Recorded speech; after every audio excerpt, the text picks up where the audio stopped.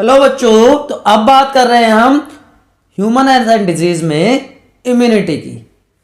और हम कह सकते हैं now will discuss human immune system. बेटा, व्हाट इज इम्यूनिटी? ये हमारी बॉडी की एबिलिटी है to protect against all type of foreign body, चाहे वो बैक्टीरिया है, वायरस है, कोई भी टॉक्सिक सब्सटेंस जो हमारी बॉडी में एंटर करता है। तो lack of immunity is known as susceptibility. Clear? और जो इम्यून सिस्टम है उसकी जो स्टडी है, चाहे वो उससे रिलेटेड एलर्जिक रिएक्शंस हो या पूरा इम्यून सिस्टम हो, उसको हम कह देते हैं इम्यूनोलॉजी। क्लियर? तो इम्यून सिस्टम, इम्यूनोलॉजी और ससेप्टेबिलिटी, ये तीन वर्ड आपको क्लियर हो गए। अब बेटा, ह्यूमन बॉडी में इम्यून सिस्टम बहुत इंपॉर्टेंट रोल प्ले करता है, चाहे वो एलर्जिक रिएक्शंस हैं, चाहे वो ऑटोइम्यून डिजीज हैं जैसे रूमेटॉइड आर्थराइटिस या ऑर्गन ट्रांसप्लांटेशन। इसमें lymphoid organs, antibodies, foreign particles, antigen जिनको कहते हैं, और सेल्स और टिश्यूज इन्वॉल्व होते हैं। क्लियर? अब वो ऑर्गन जहां पे ओरिजिन, मैचुरेशन और प्रोलिफरेशन होता है लिम्फोसाइट्स का, उनको कहते हैं हम लिम्फोइड ऑर्गन्स। दो टाइप के लिम्फोइड ऑर्गन्स हमारी बॉडी में होते हैं, primary and secondary lymphoid organs. Primary lymphoid organs में जहां पे मैचुरेशन और डिफरेंशिएशन होगा, एंटीजन सेंसिटिव लिम्फोसाइट्स में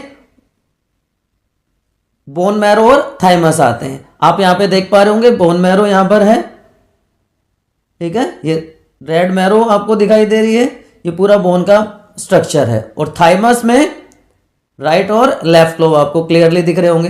तो thymus and bone marrow are primary lymphoid organs in human body. Clear to everyone? चलिए, अब बोन मैरो क्या होती है? जहां पे सारी टाइप की ब्लड सेल्स की फॉर्मेशन हो, और उस प्रोसेस को क्या कहते हैं? हीमोपोइसिस। हीमोपोइसिस प्रोसेस के थ्रू सारी की सारी ब्लड सेल्स की फॉर्मेशन होती है, चाहे वो बी सेल्स और टी सेल्स ही क्यों ना हो। थाइमस एक हार्ट के पास बाइलोब्ड ऑर्गन है, ब्रेस्ट बोन के नीचे। एज के साथ साथ इसका साइज रिड्यूस होता रहता है, ये डिजनरेट करता रहता है, ठीक है ना। ये वाली स्ट्रक्चर की हम बात कर रहे हैं। तो immature T lymphocyte bone marrow से यहां पे माइग्रेट हो जाती है और वहां पे जाके उनकी मैचुरेशन हो जाती है। या सिंपल वर्ड में मैं ये कहूं कि सारी की सारी सेल्स कहां प्रोड्यूस हुई? बोन मैरो में। अब अगर बोन मैरो में ही उनकी मैचुरेशन हो जाएगी तो उनको तो क्या कह देंगे? B cells. लेकिन कुछ सेल्स वहां से माइग्रेट करके, बोन मैरो से माइग्रेट करके कहां पे आ जाएंगी? इस थाइमस में आ जाएंगी, और वहां पे उनका मैचुरेशन होगा, वहां पे उनका डिफरेंशिएशन होगा बच्चों, तो उनको क्या कह देंगे हम? T cells. तो बी सेल्स फॉर्मेशन भी और मैचुरेशन भी बोन मैरो में, T cells formation bone marrow में, लेकिन मैचुरेशन कहां हो जाएगी? आके थाइमस में। देखिए, उसके अलावा वो ऑर्गन जहां पे ये सेल्स काम करती हैं, जो इफेक्टर सेल्स हैं, वो सारे ऑर्गन्स क्या कहलाएंगे? लिम्फोइड और सेकेंडरी लिम्फोइड ऑर्गन। चाहे वो स्प्लीन है, लिम्फ नोड्स हैं, टॉन्सिल्स हैं, पेयर्स पैचेस हैं, माल्ट जिसको म्यूकोसा एसोसिएटेड लिम्फोइड टिश्यू कहते हैं, या फिर अपेंडिक्स। ठीक है, ये सारे के सारे वो ऑर्गन है जहां पे मैच्योर्ड लिम्फोसाइट माइग्रेट करके आ जाती है प्राइमरी लिम्फोइड ऑर्गन थाइमस और बोन मैरो से, और एंटीजन के साथ इंटरेक्शन करके और इफेक्टिवली अपना काम करती हैं। अब ये है आपका main secondary lymphoid organ spleen. आप देख पा रहे हो, बीन शेप स्ट्रक्चर है इस तरह से। इसमें लिम्फोसाइट्स भी होंगी और फैगोसाइट्स भी होंगी। तो जो डेड आरबीसीज हो जाती हैं और जो हार्मफुल माइक्रो ऑर्गेनिजम्स होते हैं उनको रिमूव कर देती है ब्लड से, और फीटल लाइफ में इरेथ्रोसाइट्स के स्टॉक की तरह काम करते, रिजर्वोयर की तरह काम करती है ये। दूसरी टाइप लिम्फोइड ऑर्गन्स में लिम्फ नोड्स होती हैं, जो कि लिम्फेटिक सिस्टम का इंपॉर्टेंट पार्ट है। ये भी ट्रैप करती हैं माइक्रो ऑर्गेनिजम्स को या किसी भी फॉरेन पार्टिकल को, और उसकी वजह से लिम्फोसाइट्स एक्टिवेट हो जाती हैं और इम्यून रेस्पॉन्स स्टार्ट हो जाएगा। Clear to everyone?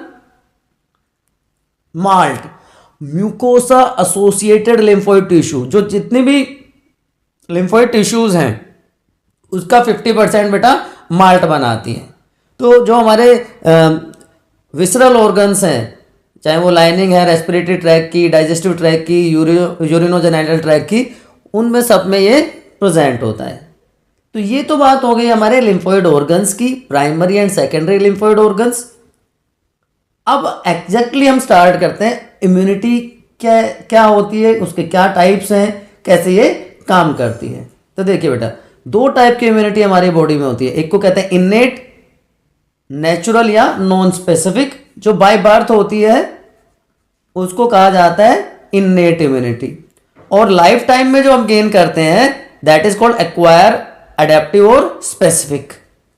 ठीक है, तो एक एक करके हम इन दोनों को डिस्कस करेंगे। तो पहले हम स्टार्ट करते हैं इन्नेट इम्यूनिटी से। एबिलिटी है, ऑलरेडी मैं बता चुका हूं, इम्यून सिस्टम की to fight against the disease causing organisms, innate और इनबोर्न, एक्वायर्ड एंड इनबोर्न। ठीक है, दो टाइप की इम्यूनिटी प्रेजेंट होती है हमारी बॉडी में। जो इन्नेट इम्यूनिटी है, नॉन स्पेसिफिक, क्योंकि देखो ये बाय बर्थ है तो पता नहीं है ना लाइफ टाइम में किस तरह की सिचुएशंस ऑर्गेनिज्म फेस करेगा। तो एक जनरलाइज्ड डिफेंस मैकेनिज्म है हमारी बॉडी का, इसलिए ये नॉन स्पेसिफिक है। ये बैरियर की तरह काम करती है। चार टाइप के बैरियर्स होते हैं जो फॉरेन पार्टिकल्स की एंट्री को रोकते हैं। Physical, physiological, cellular and cytokinin barrier. क्या होते हैं आपको बताता हूं। देखिए, जब भी कोई ऑर्गेनिज्म बाहर से हमारी बॉडी में आएगा तो सबसे पहले किसके साथ इंटरेक्शन होगा बच्चों? स्किन। तो it form the first line of defence. ठीक है ना, फर्स्ट लाइन ऑफ डिफेंस है एक तरह से स्किन। Clear to everyone? ये वाला। इसके अलावा जो म्यूकस कोटिंग्स होती हैं, चाहे वो रेस्पिरेटरी ट्रैक की है, genital tract, sorry gastrointestinal tract की हैं या यूरिनोजेनिटल ट्रैक की हैं, वो भी ट्रैप करती हैं। तो ये फिजिकल बैरियर का काम करेंगी, फर्स्ट लाइन ऑफ डिफेंस यहाँ पे बना रही हैं। उसके बाद आता है फिजियोलॉजिकल बैरियर्स, जो माइक्रोब्स की ग्रोथ को रोकती हैं। हमारे स्टमक में HCl प्रोड्यूस होता है, जो हार्मफुल माइक्रो ऑर्गेनिजम्स एंटर कर जाते हैं फूड के साथ, उनको डिस्ट्रॉय करने का काम करती हैं। सलाइवा में सलाइवरी अमाइलेज एंजाइम होता है ना, और टीयर्स में लाइसोजाइम एंजाइम होता है जो कि एंटी बैक्टीरियल है बच्चों। तो ये भी फर्स्ट लाइन ऑफ डिफेंस बना देते हैं। इसके बाद बच्चों बात करते हैं सेलुलर बैरियर्स की। जो फैगोसाइटिक सेल्स हैं, फैगोसाइटोसिस का मतलब जो डिस्ट्रॉय कर दे दूसरी सेल्स को। WBCs में न्यूट्रोफिल्स या polymorpho nuclear monocytes, sorry leucocytes जिनको कहते हैं। मोनोसाइट्स ये लार्जेस्ट होती हैं साइज में, बहुत क्लियरली डिफाइंड इनका न्यूक्लियस होता है। मैक्रोफेजेस एंड NK सेल्स या नेचुरल किलर सेल्स ये बैरियर का काम करती हैं। सेल्स हैं specific, so it they forms the cellular barrier. And lastly cytokinin barriers. मान लो बच्चों हमारी बॉडी में इन्फेक्शन हो गया, ऑलरेडी इन्फेक्शन हो गया, तो क्या किया जाए? ये स्पेशल टाइप के प्रोटीन्स होते हैं, साइटोकाइनिन प्रोटीन्स हैं जिनको कहते हैं इंटरफेरोन्स।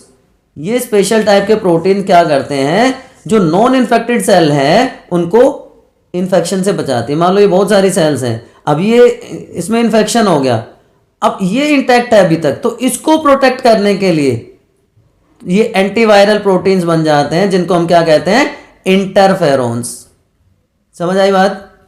तो नियर बाय सेल्स को इन्फेक्शन से बचा देते हैं। तो ये चार टाइप के बैरियर्स प्रेजेंट होते हैं इनेट इम्यूनिटी में: physical, physiological, cellular and cytokinin barriers. Clear? अब बात करते हैं एक्वायर्ड।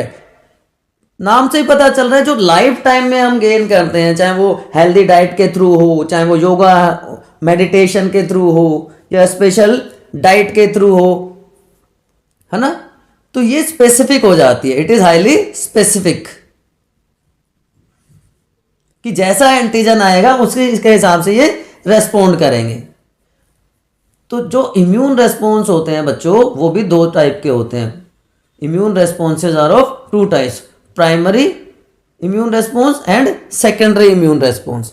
प्राइमरी इम्यून रेस्पॉन्स जैसे आप ऐसे समझ सकते हो कि घर में कोई स्ट्रेंजर आता है पहली बार, तो आपको उसको पहचानने में टाइम लगता है ना, उसको रिकॉग्नाइज करने में टाइम लगता है। इसी तरह हमारे इम्यून सिस्टम की सेल्स को या एंटीबॉडीज को भी फर्स्ट टाइम जब कोई एंटीजन एंटर करेगा तो उसको रिकॉग्नाइज करने में टाइम लगता है। तो प्राइमरी रेस्पॉन्स जो है वो स्लो होता है, लॉन्ग ड्यूरेशन लेता है। लेकिन सेम एंटीजन दोबारा जब हमारी बॉडी में एंटर करेगा तो वो सेकेंडरी इम्यून रेस्पॉन्स एक्टिवेट हो जाएगा। एंटीबॉडीज पहले से उसको जानती हैं तो ये फास्ट हो जाएगा, शॉर्ट ड्यूरेशन का हो जाएगा। Clear to everyone? तो primary response and secondary immune response समझ में आ गया आपको? चलिए, बहुत अच्छी बात है अगर आपको समझ में आ गया बच्चे। तो अब जो एक्वायर्ड इम्यूनिटी है बेटा, उसमें जो रेस्पॉन्सेज हैं दोनों, चाहे वो प्राइमरी है या सेकेंडरी इम्यून रेस्पॉन्स है, वो बी सेल्स और टी सेल्स की हेल्प से परफॉर्म होते हैं। बहुत क्लियरली आपको याद रखना है, बहुत इंपॉर्टेंट लाइन बताने वाला हूं। Antibodies are produced by B cells only. बीटा जो बी लिम्फोसाइट्स है सिर्फ वही एंटीबॉडीज प्रोड्यूस करती हैं, ठीक है। टी सेल्स का काम है इसकी हेल्प करना, ठीक है। तो एंटीजन बाइंड करेगा बी सेल्स के साथ, केमिकल सिग्नल कहां से आएगा? हेल्पर टी सेल से, जिससे ये प्लाज्मा सेल में चेंज हो जाएगी और एंटीबॉडीज रिलीज होंगी। This is mode of action. Clear? बहुत सिंपल है, बहुत स्पेसिफिक है। लेकिन अब बात करते हैं बच्चों एक्वायर्ड इम्यूनिटी में स्ट्रक्चर ऑफ एंटीबॉडी की। एंटीबॉडी की स्ट्रक्चर को बच्चा कहा जाता है H2L2, क्योंकि यहां पे दो हैवी चेन्स होती हैं और दो लाइट चेन्स होती हैं, और 5 क्लासेस हैं एंटीबॉडीज की जिनको हम डिस्कस करेंगे। पहले मैं आपको एक एक पार्ट बता देता हूं। देखिए, 2 हैवी चेन दिख रही है यहाँ पे आपको, 2 लाइट चेन्स दिख रही हैं। दोनों चेन्स में कांस्टेंट रीजन है, constant region of heavy chain, constant region of light chain, variable region of light chain and variable region of heavy chain. Clear? इसके अलावा यहां पे एंटीजन बाइंडिंग साइट होती है। This is called hinge region, जो flexibility provide करता है antibody molecule को, ठीक है। तो 2 हैवी चेन, 2 लाइट चेन, इसलिए इसको क्या कह दिया हमने? H2L2। अब दोनों चेन्स के बीच में क्या होता है? डाइसल्फाइड बॉन्ड्स होते हैं। डाइसल्फाइड बॉन्डिंग होती है जो उनको इंटैक्ट करने का काम करता है। लाइट चेन को हैवी चेन से भी, और 2 सल्फाइड बॉन्ड प्रेजेंट होंगे 2 हैवी चेन्स के बीच में भी, हैवी और लाइट के बीच में भी डाइसल्फाइड बॉन्ड, और 2 हैवी चेन्स के बीच में भी डाइसल्फाइड बॉन्ड्स प्रेजेंट होते हैं। फ्लेक्सिबिलिटी प्रोवाइड करने के लिए मैंने आपको बताया हिंज रीजन प्रेजेंट होता है। Clear to everyone? Constant and variable regions are also present in both. अब एक पार्ट होता है FAB, fragment antigen binding, fragment antigen binding या FAB, and FC, fragment crystallizable. 2 areas और होते हैं यहां पे। अगर बताऊं आपको तो ये वाला जो पार्ट है, नीचे वाला जो पार्ट है उसको FC कहा जाता है, और ऊपर वाला जो पार्ट है वो FAB कहलाता है। क्लियर बच्चों? तो 2 आइडेंटिकल जो फ्रेगमेंट्स हैं, जो वाई शेप स्ट्रक्चर्स हैं, उनमें एंटीजन बाइंडिंग साइट्स होती हैं। ये ऊपर की तरफ मैंने आपको बताया, यहाँ पे एंटीजन बाइंडिंग साइट्स हैं जिनको FAB कहा हमने। अब ये स्पेसिफिक एंटीजन के साथ एक लॉक एंड की मैकेनिज्म की तरह काम करेंगी, they are highly specific in their function, और एंटीजन एंटीबॉडी कॉम्प्लेक्स बना देंगी। जो तीसरा पार्ट है जहां पे ये नहीं होता, एंटीजन बाइंडिंग साइट नहीं होती, उस पार्ट को क्रिस्टलाइज किया जा सकता है, इसलिए उसको एफसी रीजन कहा जाता है, फ्रेगमेंट क्रिस्टलाइजेबल। तो जो स्टेम है वाई स्टेप एंटीबॉडी मोनोमर का, वो क्या कहलाएगा, एफसी, और जो उसके जो दो आर्म्स हैं वो रीजन क्या कहलाएगा, F A B region. Clear to everyone बच्चा? चलिए, अब 5 टाइप के एंटीजन्स होते हैं, इम्यूनोग्लोबुलिन्स होते हैं। इसमें सबसे पहले क्या आता है बच्चों, सबसे पहला जो एंटीजन आता है that is IgG, most abundant, 80% बनाता है ये, ठीक है, मोस्ट अबंडेंट क्लास है इम्यूनोग्लोबुलिन्स की। ये कहाँ मिलेगा, ये ब्लड में मिलता है, लिम्फ में मिलता है, इंटेस्टाइन में मिलता है, और ये सिर्फ इकलौता ऐसा इम्यूनोग्लोबुलिन है जो प्लेसेंटा को क्रॉस कर सकता है, मदर से फीटस में जा सकता है, ठीक है। तो जो न्यूबॉर्न बेबीज में जो इम्यून रेस्पॉन्सेज डेवलप होते हैं वो सिर्फ आईजीजी की हेल्प से होते हैं, ठीक है। उसके बाद होता है आईजीए, सेकेंड मोस्ट अबंडेंट, 10 से 15% कोलोस्ट्रम में मिलता है, स्वेट में मिलता है, टेयर्स में, सलाइवा, म्यूकस, जीआई ट्रैक में। यहाँ पर हैवी और लाइट चेन के अलावा एक एक्स्ट्रा जे पॉलीपेप्टाइड भी बच्चों प्रेजेंट होता है, और ये स्ट्रेस के टाइम पे इनका नंबर डिक्रीज हो जाता है, कम हो जाता है, घट जाता है। कई बार बच्चों क्या होता है, इम्यूनोग्लोबुलिन ए फीकल मैटर में बाहर निकलते हैं, that process is known as copro antibody, ठीक है, कोप्रो एंटीबॉडीज होती हैं। जो मदर का फर्स्ट मिल्क होता है कोलोस्ट्रम, मैंने आपको बताया, उसमें भी आईजीए मिलता है। थर्ड टाइप इज आईजीडी, 0.2% होता है टोटल का, सरफेस पे प्रेजेंट होता है बी सेल्स के, और एक्टिवेट कर देता है बी सेल्स को for antibody recognition. Fourth type is least 0.1% located on mast cells, basophils, और एलर्जिक रेस्पॉन्स, जो हाइपर सेंसिटिविटी रिएक्शंस होती हैं उनके लिए रेस्पॉन्सिबल होता है, हाइपर सेंसिटिविटी रिएक्शन के लिए, ठीक है। और उसके बाद क्या बच गया हमारा, आईजीएम, आईजीएम हमारा रह गया, 5 to 10% होता है टोटल एंटीबॉडीज का। ये लिम्फ में मिलता है बच्चों, it is found in lymph mainly, largest immunoglobulin है ये, ठीक है, और ओल्डेस्ट इम्यूनोग्लोबुलिन क्लास है, लार्जेस्ट भी है और ओल्डेस्ट भी है, अर्लीस्ट भी है, जो सबसे पहले फीटस में मिलता है। तो largest, oldest, earliest immunoglobulin is IgM. Clear to everyone? चले आगे, चलिए। अब बच्चा 2 टाइप की इम्यूनिटी होती है रेस्पॉन्सेज के बेसिस पे, ह्यूमरल और antibody mediated and cell mediated. यहां पे टी सेल्स की हेल्प से होगा, स्पेसिफिक टाइप की सेल्स की हेल्प से होगा, इसलिए इसको सेल मेडिएटेड कहा जाता है। यहां पे ह्यूमरस मतलब फ्लूइड की बात हो रही है, बॉडी फ्लूइड की हेल्प से होगा, इसलिए इसको ह्यूमर या एंटीबॉडी मेडिएटेड इम्यूनिटी भी कहा जाता है बच्चों। देखिए क्या होता है, पहले बात करते हैं ह्यूमरल मेडिएटेड रेस्पॉन्सेज की। सबसे पहला इम्यून रेस्पॉन्स जो एंटीबॉडी स्टार्ट करती हैं। अब आपको पता है कि एंटीबॉडीज प्रेजेंट हैं ब्लड के प्लाज्मा में, मैंने बताया ना फ्लूइड की वजह से हो रहा है, इसलिए इसको क्या कहते हैं, ह्यूमरल। तो एंटीबॉडी जो होती हैं उनके ऊपर कोटिंग होती है वायरस की, ठीक है। अब एपिटोप एंटीजेनिक डिटर्मिनेंट साइट होती है, एंटीजन डिटर्मिनिंग साइट होती है, ठीक। अब वायरस जो है इन्फेक्ट नहीं कर पा रहा सेल का, तो इन्फेक्टेड जो अनइन्फेक्टेड होस्ट सेल है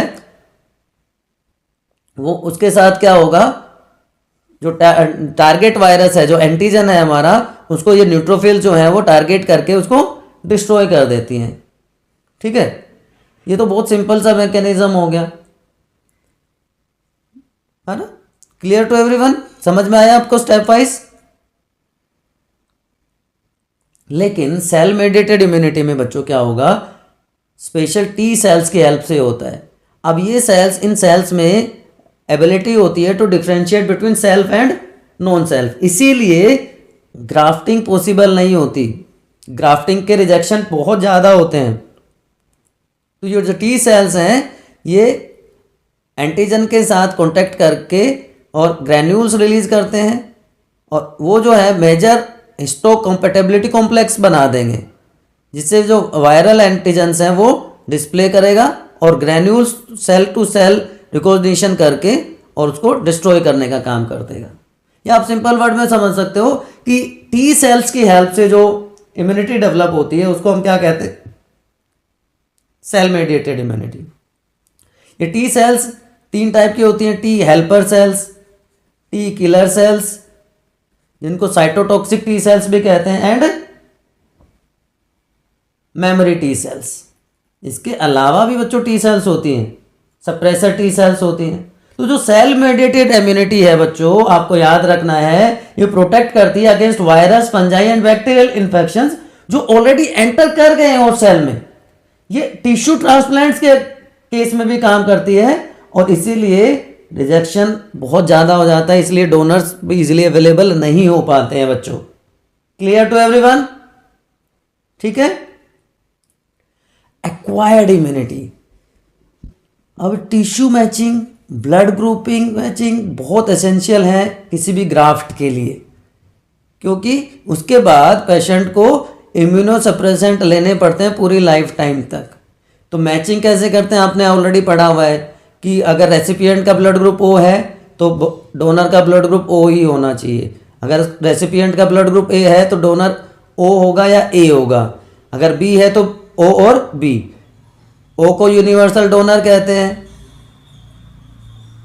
और ए बी को यूनिवर्सल रेसिपिएंट कहते हैं, क्योंकि ए बी अगर ब्लड ग्रुप है पेशेंट का तो वो ए से भी ले सकता है, बी से भी ले सकता है, ए बी से भी ले सकता है और ओ से भी ले सकता है। तो ये यूनिवर्सल हो गया, सबसे ले सकता है ये, ठीक है। मैचिंग का क्लियर हो गया आपको। अब एक और टाइप होती है एक्वायर्ड इम्यूनिटी में, एक्टिव एंड पैसिव। बड़ा ध्यान से समझना बेटा, बहुत भयंकर कंफ्यूजन होता है इसमें बच्चों को। अरे सर क्या बताया था, कौन सा पैसिव कौन सा एक्टिव, नेचुरल दोनों में है, आर्टिफिशियल दोनों में है, क्या नहीं समझ में आ रहा कुछ भी। देखिए आप यहाँ पे देखिए बहुत इजीली, एक्टिव का मतलब क्या होता है, जब हमारा इम्यून सिस्टम इन्वॉल्व हो, हमारी एंटीबॉडीज का प्रोडक्शन हो इम्यून सिस्टम में, तो क्या कहलाएगा एक्टिव। चाहे वो नेचुरल एक्टिव हो चाहे वो नेचुरल पैसिव हो, ठीक है। अब देखिए एक एक करके आपको समझाते हैं। नेचुरल एक्टिव इम्यूनिटी कि जब कोई एंटीजन हमारी बॉडी को इन्फेक्ट करता है, इन्फेक्शन हो गया मतलब एंटीजन एंटर कर गया हमारी बॉडी में, तो उस टाइम जो एक इम्यूनिटी डेवलप होगी उसको नेचुरल एक्टिव इम्यूनिटी कहेंगे, ठीक है। और आर्टिफिशियल एक्टिव क्या होगा कि हमने वीक या माइक्रोब को इंजेक्ट करवा दिया हमारी बॉडी में इम्यूनाइजेशन के दौरान, ठीक है, तो क्या हो जाएगा आर्टिफिशियल एक्टिव। समझ में आई। नेचुरल एक्टिव अपने आप इन्फेक्शन की वजह से, क्योंकि इसमें क्या हो गया एंटीबॉडीज की फॉर्मेशन होगी, और यहां पे हमने क्या करवाया है, हमने इंट्रोड्यूस करवा दिया है माइक्रोब को इम्यूनाइजेशन के थ्रू, ठीक है। समझ आई बात। चलिए एक्टिव इम्यूनाइजेशन जिसको हम वैक्सीनेशन कहते हैं। वैक्सीन क्या होती है, वीक फॉर्म होती है, एट्यूनेटेड फॉर्म होती है डिजीज कॉजिंग ऑर्गेनिज्म की, जो हम हमारी बॉडी में एंटर करवा देते हैं। अब एंटीजन है तो उसके अगेंस्ट हमारा इम्यून सिस्टम एंटीबॉडीज प्रोड्यूस कर देगा टू डिस्ट्रॉय देम। तो यहाँ पे इम्यून सिस्टम एक्टिवेट हुआ ना, एंटीबॉडी की फॉर्मेशन हुई ना, तो vaccination is a type of active immunity, active immunity है, ठीक है। लेकिन ये काम कब किया हमने, आर्टिफिशियली किया, आर्टिफिशियली, ठीक है। आप देखिए जो वैक्सीन है वो मेमोरी बी सेल्स को टी सेल्स को जनरेट करेंगी। ये कुछ एग्जांपल्स हैं वैक्सीन्स के। रिकम्बिनेंट डीएनए टेक्नोलॉजी के थ्रू भी वैक्सीन्स प्रोड्यूस की जा रही हैं आजकल। और पैसिव इम्यूनाइजेशन में क्या करेंगे कि पहले से बनी हुई जो एंटीबॉडीज़ हैं, एंटीटॉक्सिन्स हैं, उनको पेशेंट के बॉडी में इंट्रोड्यूस करवा लेते हैं। सुना होगा ना, जहर ही जहर को मारता है। पॉइजन के लिए स्नेक बाइट हो जाता है तो स्नेक वेनम ही दिया जाता है, ठीक है ना, याद रहेगा आपको। तो इजीली आपको समझना है। मैं और दोबारा से, मुझे पता है आप लोग बहुत भयंकर वाले कंफ्यूज हो, मैं दोबारा से एक बार बताता हूं एक्टिव और पैसिव का डिफरेंस क्या होता है, किस तरह से ये काम करता है। बताऊं आपको या समझ आ गया? जल्दी से बताइए कमेंट सेक्शन में किस किस को समझ में आ गया है। एक्टिव इम्यूनिटी, पैसिव इम्यूनिटी, जल्दी से बताइए बच्चा लोग। चलिए मैं एक बार और ट्राई करता हूं आप लोगों के लिए। देखिए एक्टिव इम्यूनिटी, एक्टिव इम्यूनिटी में क्या क्या पॉसिबिलिटीज हैं? Natural active and artificial active, यही दो चीजें थी। नेचुरल एक्टिव के मतलब देखो बच्चों, किसी को स्मॉल पॉक्स हो जाता है, स्मॉल पॉक्स होने के बाद या मीजल्स हो जाते हैं, मम्प्स हो जाते हैं, तो दोबारा से उसको मम्प्स नहीं होते। उसका मतलब उसकी बॉडी ने वो डेवलप कर लिया है, ठीक है। आर्टिफिशियल एक्टिव में क्या होगा? याद करो, सिंपल सा एक वर्ड याद रखना, वैक्सीनेशन। वैक्सीनेशन कर रहे हैं तो that is artificial active immunity. कि आर्टिफिशियली हमने एंटीबॉडीज की फॉर्मेशन को स्टार्ट कर दिया हमारी बॉडी में। Clear to everyone? याद रहेगा सबको? जल्दी बताइए। चलें आगे। अब बात करते हैं दूसरे वर्ड की, पैसिव। एक्टिव हो गया, पैसिव में भी क्या हो जाएगा? नेचुरल पैसिव, कलर चेंज करना पड़ेगा हमें, natural passive and artificial passive.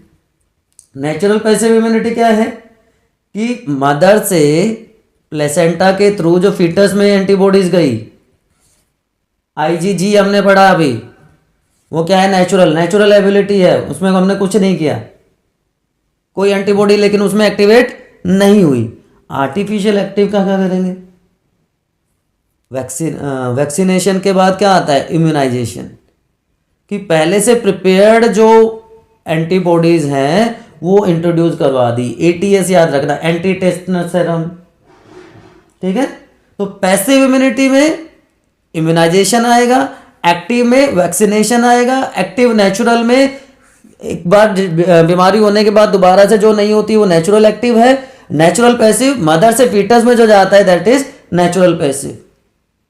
Hope आपको चीजें अब समझ में आ गई होंगी, चीजें अब क्लियर हो गई होंगी, ठीक है। Once again I am reminding you about this important point. कोई भी डाउट है तो आपको करना क्या है? आपको कमेंट सेक्शन में जाना है और अपने पूछ लेना है। यहाँ पे बायोनीति में अलग अलग प्ले लिस्ट हैं, आप प्ले लिस्ट में जाके आपके क्लास के according 11th 12th even chapter wise play list भी बनी हुई है, वहाँ पे आप इसको देख सकते हैं। होप चीज़ें समझ आ गई होंगी आपको। अगर अभी भी कोई डाउट है, still you can ask. Keep studying,